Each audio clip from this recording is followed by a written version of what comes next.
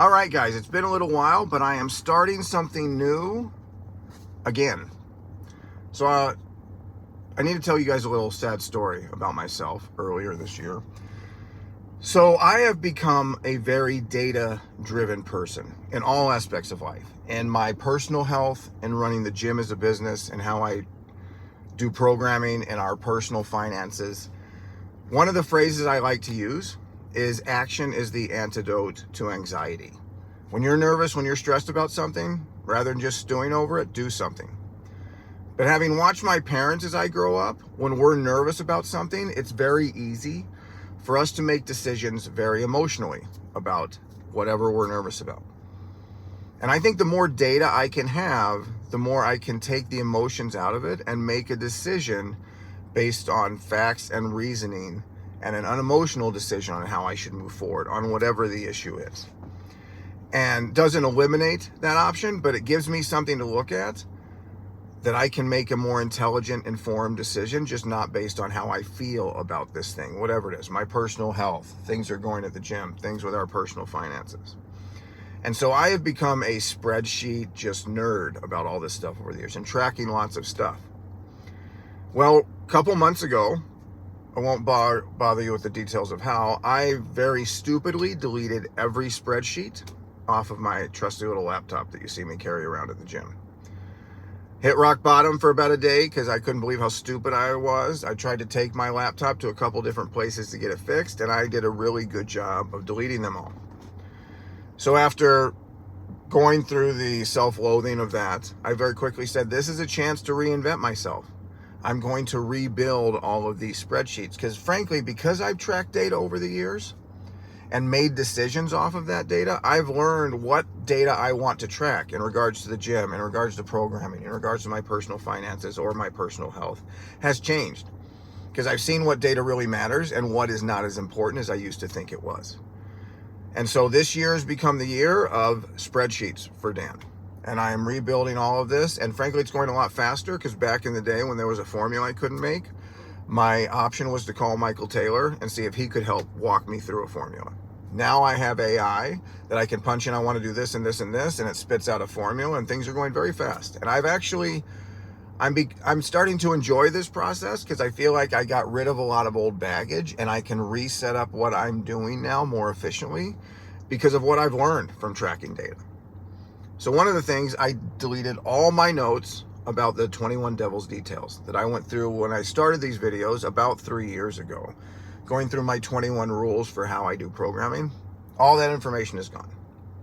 Fortunately, I have these old videos that I can remind myself what the rules are. And as I've learned with a lot of data, I've realized how much I had memorized and I didn't need to count on the spreadsheets. So if I'm going to make new spreadsheets, I want to have new data and new ways of tracking. So it's still useful. It's not just data entry. It's something that yields a better result for me down the road. And so you guys are going to go on this journey with me. I think a lot of people had not heard those first 21 Devil's Details. And frankly, each of these rules has changed a little bit. And towards the end, I may even be completely taking a couple out and putting in new ones. But I think it's a good chance for you guys to hear how my thoughts on programming has changed over the last 3 years, because it has changed subtly. And it gives me a chance to kind of reinvent myself on these. So having said that, first Devil's Details is the strength day first. As you guys know, every Monday, barring holidays or something weird, is our most designated strength day. That's when we're going to work strength on. We've just finished our Bulgarian strength cycle, Bulgarian squat cycle, and now we're going to go into push jerks. And let me just say something about strength, guys. Strength comes as it comes. Strength takes years to build. There's kind of a life cycle for each individual. When you first start training, the strength gains you're getting are just neurological. Your body is turning on the muscles you're using, and that can last from 3 months to 18 months, where every time we do a lift, you're way stronger. Then once you've maximized that, strength is measured in months and years. If I'm trying to build your metabolic engine, we measure that in weeks and months, your engine that we use in Metcons. When I'm building new strength, guys, people get very impatient with this. It takes years, and the nice thing is you can keep building it for years, 15, 18, 22 years. You can keep getting stronger. And then once you're about as strong as your body can get, so once you've kind of maximized, and again, that's a long process, but once you've maximized that, to get just even a little bit stronger takes so much effort and sacrifice of other aspects of your fitness that for us being generalists and playing the long game, frankly, I don't think it's worth it unless you're trying to peak for a powerlifting or Olympic lifting event. Once you've maximized like what your body is capable of, you can maintain that for a very long time and you'll make little gains. But if I'm trying to get 5% stronger on my squat or deadlift, and I've really maximized what my body can do, lots of other aspects of my fitness have to be sacrificed in order to get that gain. And for our goals, with my goals, with what we're doing in the gym, being generalist and lifelong fitness, I don't think that's worth it. So I've come up with a rep range that I think hits both the newbie, the guy still building strength in that mid stage, and then old guys like me that have kind of maximized their strength and are just trying to make sure they keep that strength for as long as possible in their life.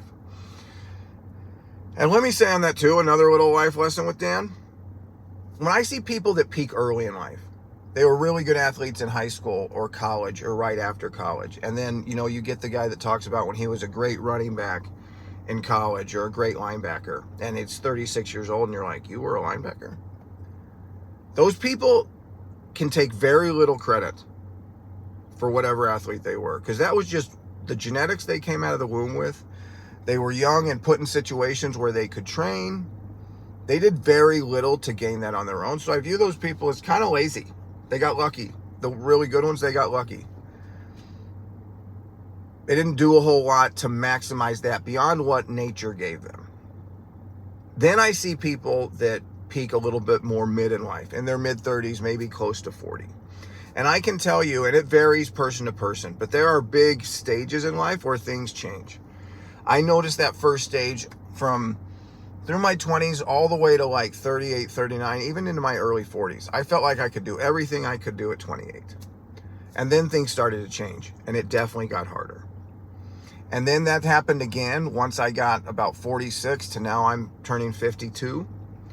It gets harder again. So I see guys that peaked later and then they hit those hurdles at life in certain points where it got harder and they kind of fell off. And we all know every year you get older, your peer group of people training as hard as you gets much smaller because it does get harder. I see those people as the ones that kind of gave up. For better or worse, they hit a stage that was too hard for them physically, mentally, whatever the case may be, and they kind of gave up. So they did it for a while and then it got too hard. One of my new also themes for myself is I don't have a peak. I'm just going to keep evolving and keep changing. I am not going to be as strong as I was. I peaked in strength, I would say late 30s, early 40s. I'm not going to be as strong as I was then. Joint limitations, I'm older, that kind of stuff. But I am a smarter trainer because I've been very conscious of how I train than I've ever been, and I continue to get smarter. I am a better mover and continue to try and work on being a better mover, and I can work much more efficiently. I know how to focus my body and get as much out of it as I can because I have a lot less room for error than I had back then. And so while my capabilities and raw physical ability might change, my technique, my intelligence of how to maximize my body is capable of has and will continue to grow. So I don't think you have a peak. I just think what you're good at and how you get the job done evolves as you get older. So there is no peak in that way. So a little bit of a tangent there. But why do I do the strength day first? First, because you're neurologically fresh. So I know a lot of you train on Sundays, but I make sure Sunday is not a neurologically taxing day. It's not complicated movements. You guys know that. It's going to work your engine. You're going to get a sweat. Your heart rate's up. But I'm not doing movements that are going to strain any muscle too particularly most of the time. It's going to work your engine. So you're coming in, at least your nervous system is very fresh, because when I want you to focus on getting your squat stronger, your Bulgarian squat stronger, your push jerk stronger, and we're working close to your max, multiple reps for that movement, neurologically, you need to be as fresh as possible because your body has to be able to synchronize firing all the muscles being used as efficiently as possible. So that's the first one. You're neurologically fresh on Monday. Then it also affects the whole week. And guys, we're very impatient with strength again. When you work strength on Monday, you tear those muscles down. To have them super compensate, so they're torn down, they're weaker, and then that curve comes up and now they're stronger than they were before, you don't even get into that recovery stage for 48 hours. It takes 48 hours for those muscles to physiologically rebuild to get back to where they were before you tore them down. And to maximize the strength gains out of that strength day takes over 7 days. So that's why if I was ever going to have us do a PR on a lift, and we've been training back squats for 3 weeks, and then I want to do a PR for whatever reason, or a really heavy day, we're going to do that 7 days to 2 weeks later after the last day we train it heavy. Because to overcompensate and maximize the gains from the work you did that day takes over a week up to 2 weeks. And a lot of us don't think that way. And again, we're training for the long game in life. We're training to be generalists. So I'm not worried about working those muscles throughout the week again, because I'm not worried about us peaking most of the time. I'm just working on strength gains. So I'm not worried about working those muscles in different ways. But that's, again, why it's on Monday, so I can get the most out of the strength work we're doing out of all of us. And you guys know, a lot of times it's 2 lifts, and this is one of the things that's changed a little bit. When we're doing a bilateral movement, so what I'd say is a squat, both legs are working at the same time. A push jerk, both arms are working at the same time. I'm usually going to combine that with another lift, often a gymnastic movement. If we're doing push jerk, maybe we're doing strict pull-ups or something like that. I've changed a little bit. We just came out of that Bulgarian squat cycle. When we're doing unilateral work, so I'm doing one leg and then the other, I tend to not combine that with something else because, again, it is even more neurologically taxing, and it's kind of like doing 2 lifts. Even though you're working the same muscles, you're doing it on one side and doing it on the other, so it's kind of doing 2 lifts. So I tend not to combine unilateral days with another strength movement. I used to say the rep range when I did the first Devil's Details 3 years ago was 18 to 35. And this is where you're going to see how anal I am with the data I use on how I maximize our strength gains. Now I would say it's 18 to 32. When we do the first day of any new 3-week cycle, the reps are probably going to be somewhere in that 25 to 32 range. And by the end, the 3rd week, it's somewhere in that 18 to 22 range.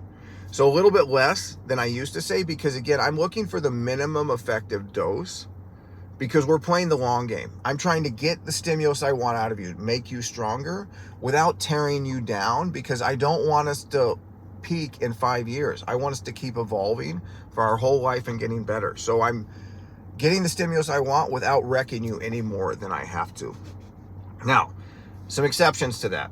That is to get strength gains. I'm building new tissue. If I'm trying to peak the strength you have, then yes, that's where you'll see us do 7 sets of 1, 10 sets of 1 on something, because I built the strength in you, and now I'm trying to get your neurological system to get more efficient at training and maximizing all the tissue you have, and that just takes practice too. So that's where you see us do a lot of single lifts. I'm not worried about gaining strength so much as peaking the strength you have. And then also, if I want to make your muscles a little bit bigger, like that's more the focus than just strength, I want to make your chest bigger, your quads bigger, whatever. That's called hypertrophy. And then the rep range is going to be more in that 30 to 50 range. We're going to do a little bit more reps. That's where bodybuilders spend a lot of their time, because they're not as much worried about strength. Strength happens regardless, but they're more worried about size. And having reps in that higher rep range, which we get that a lot in Metcons, is where we get a lot of that kind of work, is in that higher rep range. But again, not to go too far down the nerd road on that.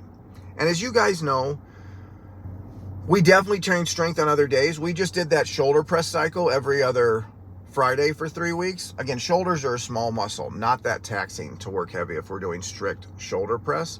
And also, let's say we're going to go through 3 or 4 cycles without doing deadlift or squats, which happens at times.